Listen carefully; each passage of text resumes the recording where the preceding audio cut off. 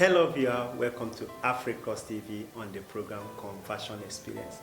Conversion Experience is a TV program that showcases the encounter that people went through before their conversion to our Lord Jesus Christ. And with me in the studio today is a great man of God that I would like him to introduce himself. Sir, please can you introduce yourself, sir? Well, my name is Pastor Ogochukwu Salud. I'm a missionary with African Missionary Empowerment Network. Thank You're you welcome very much. so much. It's my pleasure. I would like to know, please, how long you've been into ministry? By the 18th of April, by the 18th of April, it will be exactly 30 years. By next month now? Yeah, by next month, I would have been in the ministry for 30 years. 30 good years. By the special grace that of is God. a lot of experience. Wow. So I would like to know, so can you say, with all you have passed through, that there is God? Absolutely, there is God. There's no doubt about that. Okay. At least I've worked with him for 30 years. I should be able to know by experience That is God. whether God exists or not. And I can say emphatically, yes, There is God. there is God. Okay, I would also like to know, had there been moments in your ministry as a missionary where at a point where it also looks as if God wasn't hearing your prayers, those difficult moments, those tight hooked up moments, did you experience that?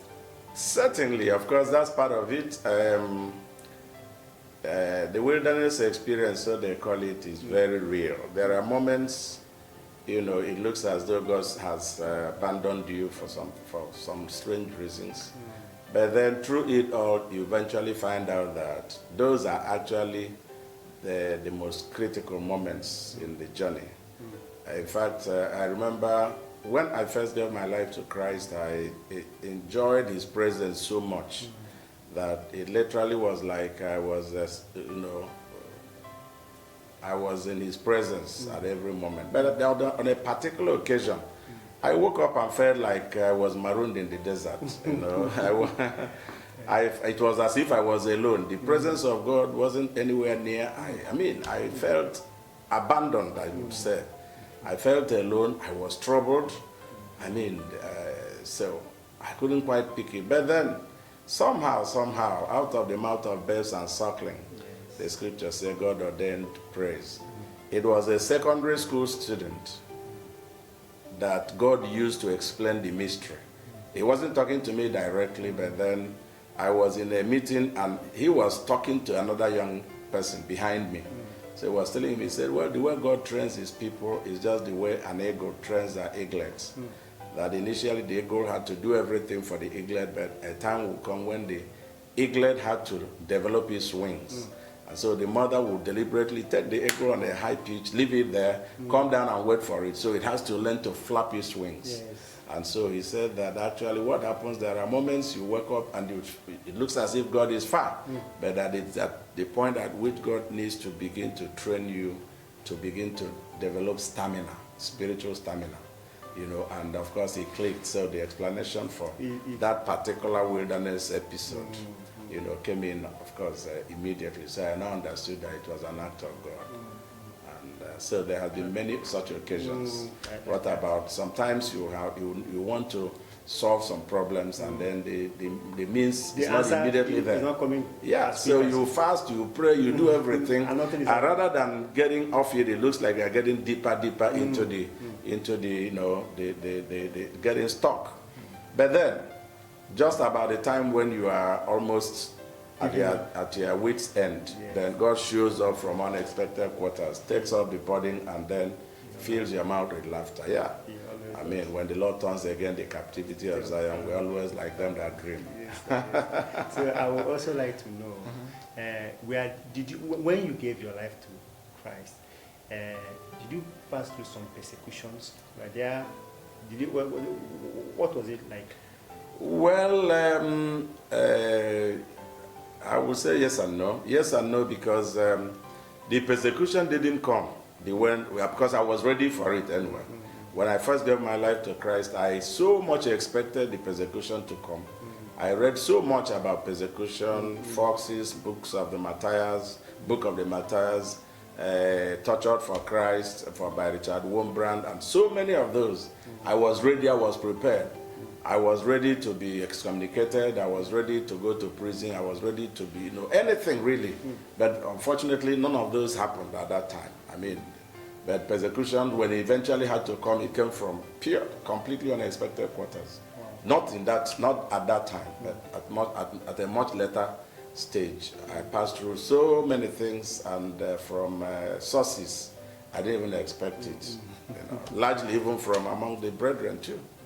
That but then that's exactly, if the persecution has to make the required impact. It doesn't necessarily have to meet your own mode of it. So that's why persecution is part of the package. Okay. Before I ask you how you really encountered Christ, then how did you get into missionary? Were you trained in it? Well, first of all, it's about calling. The Lord called me into missions, and then, of course, I followed up and got trained as a missionary. So I'm a trained missionary.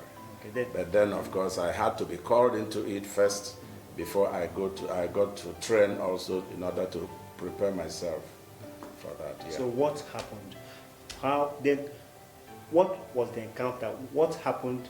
How did you come to embrace Jesus Christ in your life? Let me say the journey started on the 17th of April 1992. Then I was a master's candidate at the University of Nigeria. My first degree was in English from the same university. And then I was reading my master's in mass communication. So on the 17th of April, which was Good Friday, suddenly it just occurred to me. Of course, I had a Roman Catholic background. I felt that Nsukka was a Catholic-dominated area, and usually on Good Fridays, Catholics don't eat meat. Okay. So I thought that would be the right day to go to the market to buy meat for this And then on my way to the market, I saw a poster advertising a crusade that was to hold on the campus starting from that same day, that Friday, 17th of April. The message on the poster was simple and straightforward. Third Shekinah Convention, which was organized by Jesus Reality Ministry, then now Shekinah Assembly. And then the theme was Showers of Blessing. The speaker was Archbishop Victor Onebo of Victory Christian Mission in Enugu. He's late now, unfortunately. And then, of course, the side attraction was that Voice of the Cross would minister in music. Wow. I took particular notice of that one because ever since I was a boy, each time I listened to the Voice of the Cross, it had always melted me like butter. So I said, look, it will be an opportunity for me to see these people who sing these very impactful songs. Anyway, that was actually what captured my attention initially. And then I said I would go. But then, of course, that evening, I remembered I had a very important appointment because part of what I had decided by the time I was going back for my master's was that I needed to plan my life long range. And part of that planning was to find somebody I wanted to marry, so I would begin to plan our lives together and then all of that. So I was in the process at that time of discussing with somebody I was thinking would fit into that. I had talked to somebody before then who told me plainly that after praying she was convinced I was not the fellow for her. And then so I was at the stage of trying to make another such plan. Then that evening, of course, I passed where the crusade was holding to go keep this very important appointment. But incidentally, the fellow wasn't there. So the initial reaction was to feel very, very disappointed. But something kept asking me, now, what excuse do you have for not going for the crusade? To a point that it became like I was being taunted. And I was very stubborn. I mean, I wouldn't take such a thing until I now resolved that I wouldn't go for the crusade. After all, I was the one who had decided to go in the first place.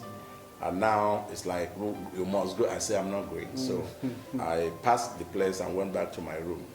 That was on the 17th of April, Good Friday, 1992. But that night, I couldn't sleep. I couldn't just sleep. Sleep left me completely. I was rolling over the bed up until daybreak, and I said, what is it about this particular crusade? I had gone to crusades countless of times, at least, to prove them wrong. Because sometimes you see human beings falling like a pack of cars, and then if I get there, I will deliberately stand out there and then see how, you know. Push you down. I want to push and then even if they want to push me down, I will resist it, you know. So, viewers, I am really very grateful to you for tuning in today. Today we are putting a pause, and then we are continuing in the next episode. See you then. God bless you. Thank you very much. Thank you. Sir, please, I'm so grateful that you made that time to come for this program. And Apostle Dr. Ogochukwu Soludo, you are so blessed. The pleasure is mine. We are happy. Thank you very much. Then viewers, here comes the end of today's episode on Conversion Experience with Africross TV.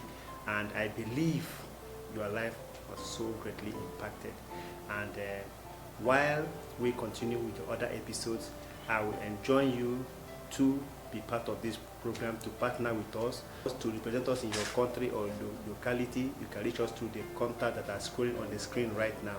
And also in our YouTube channel, Africross TV, on Encounter Experience or our Conversion Experience, you can give us a thumbs up, you can subscribe, you can also share, and you can also ring the notification bell, so that whenever the next episode comes up, you can always have it. You can also drop a comment in our comment box that you'll be sure that we will surely get back to you. Whatever be your question, it will be answered straight back to you. Thank you so much. I remain your host, Apostle Dr. Emeka Mwabeze. Bye.